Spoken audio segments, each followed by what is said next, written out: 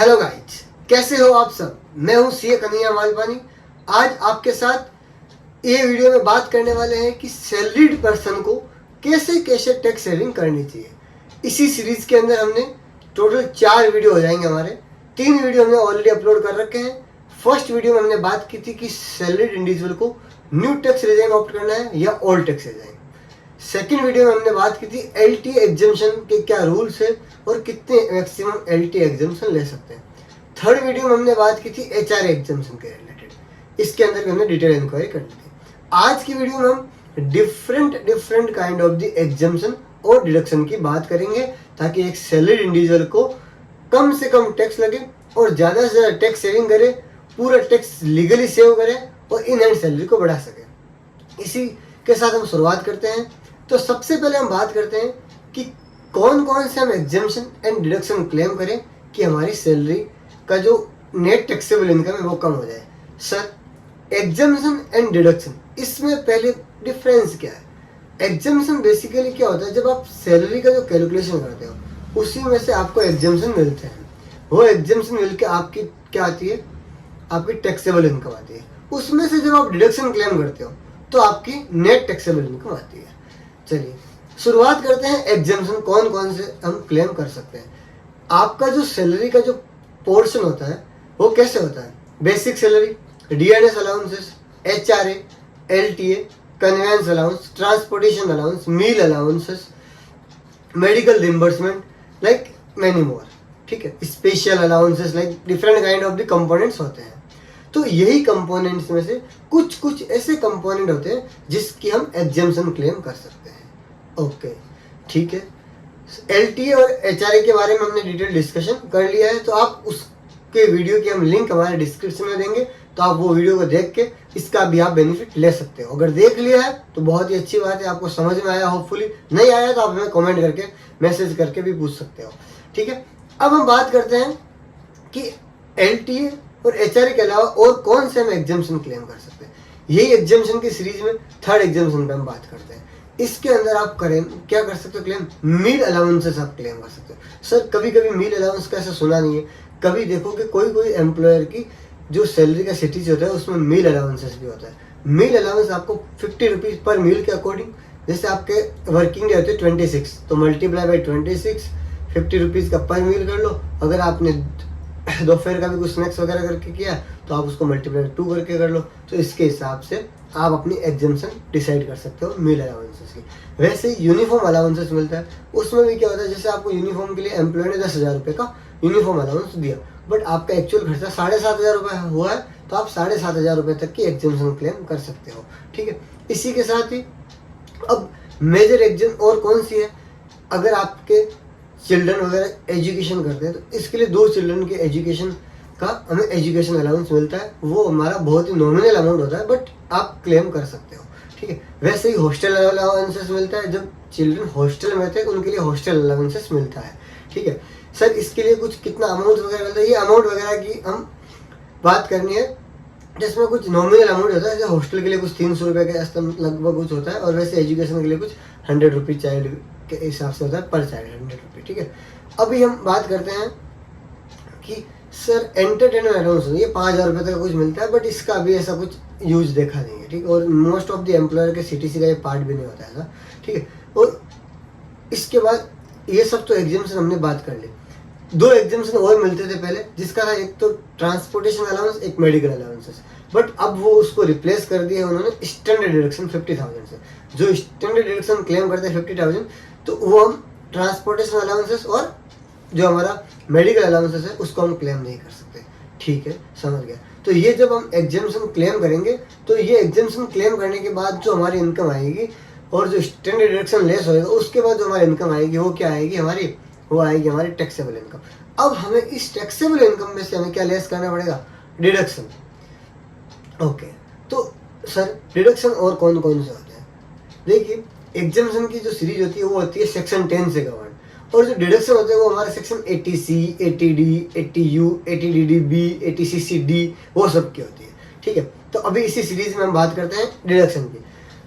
तो एक एम्प्लॉयर के डिडक्शन में कौन कौन से चीज़ें हो सकती है। सबसे पहले हम बात करते हैं 80C। ATC की लिमिट है 1,50,000 रुपये। सर ATC के अंदर कवर क्या क्या होता है? ATC के अंदर अगर आपने कोई लाइफ इंश्योरेंस पॉलिसी ले रखी है तो वो कवर होती है। अगर आपने कोई सुकन्या समृद्धि स्कीम में कोई एक अकाउंट ओपन किया है तो उसका भी बेनिफिट ले सकते हो। इसके अलावा आपने कोई फिक्स्ड डिपॉजिट करी है जो 5 ईयर्स तक की है, टैक्स सेविंग FD, उसकी भी आप डिडक्शन क्लेम कर सकते हो। इसके अलावा अगर आपने होम लोन लिया है और उसका प्रिंसिपल पेमेंट हो रहा है तो उसका भी डिडक्शन क्लेम कर सकते हो। होम लोन की जो रजिस्ट्री के टाइम अपन जो स्टैम्प ड्यूटी पे करते हैं उसका भी आप डिडक्शन क्लेम कर सकते हो। इसके अलावा ELSS म्यूचुअल फंड होते हैं जो लॉकिंग पीरियड होता है उनका, तो उसका भी आप ATC में डिडक्शन क्लेम कर सकते हो। तो ऐसे ATC की लंबी चौड़ी लिस्ट है बहुत सी, तो बट इसकी टोटल लिमिट है वो 1,50,000 रुपीज़ है। ठीक है, अब हम बात करते हैं ATCCD जो NPS की बात करता है। NPS का एडिशनल आप 50,000 तक का डिडक्शन क्लेम कर सकते हो जब एम्प्लॉय कंट्रीब्यूशन करता है तो, और एम्प्लॉयर का भी अगर कुछ कंट्रीब्यूशन होता है तो उसका भी अलग से डिडक्शन मिलता है। ठीक है, उसके बाद हम बात करते हैं कि 80D जो मेडिक्लेम की बात करते हैं, मेडिकल पॉलिसी जब लेते हैं उसमें भी हमें एडिशनल डिडक्शन मिलता है। इसमें हमारे पेरेंट्स अगर सीनियर सिटीजन है तो हमें 50,000 तक का मिलता है। अगर हम खुद के लिए हमारी फैमिली के लिए लेते हैं लाइक तो हमें 25,000 तक का डिडक्शन मिलता है। बट जनरली देखोगे तो प्रीमियम कम ही होता है तो अपन उतना ही क्लेम कर सकते हैं। अगर 25 की मैक्सिमम कैपिंग है तो अपन अगर प्रीमियम अगर 13, 14, 15,000 पे करें तो 13, 14, 15,000 ही आपको क्लेम करना पड़ेगा। लाइक मैक्सिमम लिमिट 25,000, बट अपने को एक्चुअल में जितना पे किया मेडिकल पॉलिसी का अमाउंट उतना ही आप क्लेम कर सकते हो। ठीक है सर, इसके अलावा और क्या क्या? इसके अलावा अगर आपने होम लोन लिया है तो उसमें आप इंटरेस्ट पे कर रहे हो तो इंटरेस्ट का भी 2 लाख रुपए तक का डिडक्शन मिलता है, जो कौन से सेक्शन मिलता है? 24B हाउस प्रॉपर्टी हेड के अंदर 2 लाख रुपए तक का डिडक्शन क्लेम कर सकते हो। ठीक है, इसके अलावा अगर समझिए जो इनिशियल फेज पे इंटरेस्ट हमारा बहुत हाई होता है तो ये एडिशनल इंटरेस्ट होता है 2 लाख से ऊपर का, इसको भी हम क्लेम कर सकते हैं। इसके लिए अलग सेक्शन है 80EE एंड 80EE। इसमें कुछ सर्टेन कंडीशन है उनको सेटिस्फाई करना पड़ता है। उन सेटिस्फाई करने के बाद ही आप 80EE और EE के अंदर आप डिडक्शन क्लेम कर सकते हो। 80EE के अंदर आप 50,000 रुपीज़ तक का डिडक्शन क्लेम कर सकते हो एडिशनल इंटरेस्ट का, और 80EE के अंदर आप 1.5 लाख रुपए तक का एडिशनल इंटरेस्ट का क्लेम कर सकते हो। बस इसमें कुछ सर्टेन कंडीशन है उनको सेटिस्फाई करना पड़ेगा। इसके अंदर जो कंडीशन है उसमें है कि आपका होम लोन इतने से ज़्यादा नहीं होना चाहिए, आपका प्रॉपर्टी का वैल्यू इतने से ज़्यादा नहीं होना चाहिए, आपका कारपेट एरिया इतने से ज़्यादा नहीं होना चाहिए, ये सब कंडीशन। ठीक है, अब हम बात करते हैं कि इसके अलावा और कौन सी सेक्शन होती है। इसके अलावा एक और सेक्शन होती है जो कि है 80E जो होता है 80E जो होता है इंटरेस्ट ऑन एजुकेशन लोन। काफ़ी एम्प्लॉयज होते हैं जो पढ़ते हैं और उसके लिए लोन भी लेते हैं हायर स्टडी के लिए, तो वो जो एजुकेशन लोन लेते हैं उसका भी 80E के अंदर भी हम डिडक्शन क्लेम कर सकते हैं। ओके, इसके अलावा और कहाँ पे हम क्लेम कर सकते हैं? अगर आपने कोई EV व्हीकल परचेज किया है तो उसका भी इंटरेस्ट पोर्शन है वो भी आप क्लेम कर सकते हो एज ए डिडक्शन। ठीक है, ओके सर, ये भी समझ गया। चलिए, इसके लिए सेक्शन है 80EE। ठीक है, अब हम बात करते हैं कि सर अगर कोई सीनियर सिटीजन है और वो अगर कोई मेडिकल ट्रीटमेंट कराते हैं कोई स्पेसिफिक डिजीज के लिए तो इसका भी अलग से डिडक्शन क्लेम कर सकते हैं। जी हाँ, उनको 80EB के अंदर 1 लाख रुपए तक का डिडक्शन क्लेम कर सकते हैं। ओके, ये भी बात समझ गए। इसके अलावा कुछ होता है कि जो एम्प्लॉयज होते हैं उनके अगर चिल्ड्रन में कोई सीवियर डिसेबिलिटी है या कोई डिसेबिलिटी है तो वो 80U के अंदर उसका भी डिडक्शन क्लेम कर सकते हैं, जो कि 75,000 और 1,25,000 तक का कैपिंग होता है। इसके लिए एक सर्टिफिकेट बनाना पड़ता है 80U में डिडक्शन क्लेम करने के लिए, बट जिनके भी चाइल्ड के सीवियर डिसेबिलिटी है वो सब ये सब क्लेम कर सकते हैं, अदरवाइज क्लेम नहीं कर सकते। ठीक है, इसके अलावा आता है कि सर कुछ इंडिविजुअल्स वगैरह FD में इन्वेस्ट करते हैं तो सैलरीड इंडिविजुअल को FD पे इंटरेस्ट रिसीव होता है, तो अगर सर उस इंटरेस्ट का कुछ बेनिफिट है या नहीं है? अगर आप सीनियर सिटीजन हो तो 80EB के अंदर 50,000 तक का आप इंटरेस्ट का क्लेम कर सकते हो, और जो लेस देन 60 ईयर एज है उनके लिए 10,000 तक का डिडक्शन क्लेम कर सकते हैं। ओके, ठीक है, तो ये हो गया हमारे डिडक्शन के जो ओवरऑल जो मेजरली जो यूज होते हैं सेक्शन, उनकी हमने बात कर लिए, और एग्जम्पशन की भी हमने सेक्शन की बात कर ली है। इसके बाद जो आपकी इनकम आएगी वो आएगी net taxable income. Okay sir, एक ओवरऑल एग्जांपल लेके समझा दीजिए कि एक सैलरीड इंडिविजुअल की कितनी मैक्सिमम सैलरी रहे कि वो 0 टैक्स भर सके। देखिए, ऐसा तो मैं कुछ बता नहीं सकता हूँ, बट एक रफली एक एग्जांपल ले सकते हैं अपन, उसमें अपन एक रफली बात कर सकते हैं कि मान लेते हैं कि अगर एक सैलरीड इंडिविजुअल है जिसकी सैलरी 12 लाख रुपीज़ है, ओके, 12 लाख रुपीज़ है कोई सैलरीड इंडिविजुअल की सैलरी, तो 12 लाख रुपीज़ में से 50,000 तो स्टैंडर्ड डिडक्शन लेस होने के बाद कितनी आएगी, 11,50,000। अगर उसने हाउस एंड अलाउंसेस में अच्छे से प्लानिंग कर रखी है तो उसका भी वो डिडक्शन क्लेम कर सकते हैं, तो मोस्टली वो 2 लाख रुपए तक का क्लेम कर सकते हैं। तो ये 2 लाख रुपए का क्लेम किया तो उनकी इनकम आ जाएगी 9,50,000 रुपये।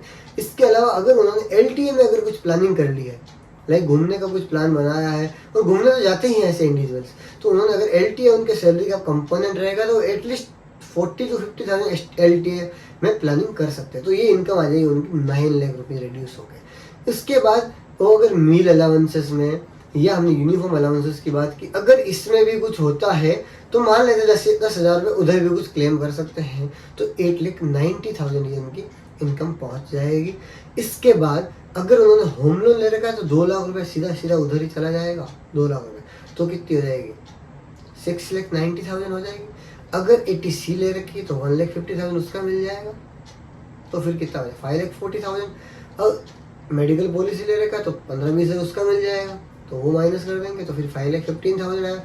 फिर अगर कुछ बचा तो NPS में डाल देंगे तो 50,000 तक उधर भी एडिशनल डिडक्शन मिल सकता है।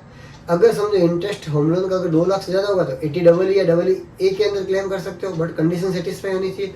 तो ऐसे करके मोर देन लेस 12 लाख रुपए तक की इनकम है और उन्होंने सब तरह से प्लानिंग कर रखी है और उन्होंने सैलरी स्ट्रक्चर को सही से डिजाइन कर रखा है, तो वो मैक्सिमम 12 लाख रुपए तक की सैलरी पे भी 0 टैक्स पे कर सकते हैं, ठीक है। और भी कुछ अगर आपको हमारे से इंक्वायरी चाहिए, कुछ जानकारी चाहिए, तो आप हमें मैसेज करके बता सकते हो।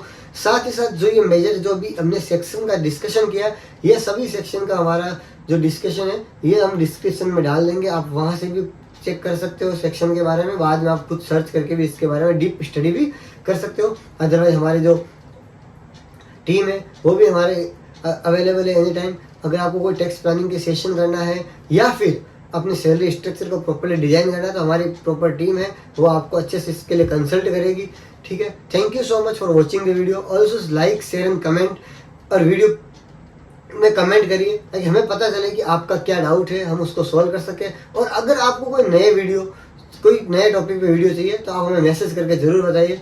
चलिए, थैंक यू सो मच।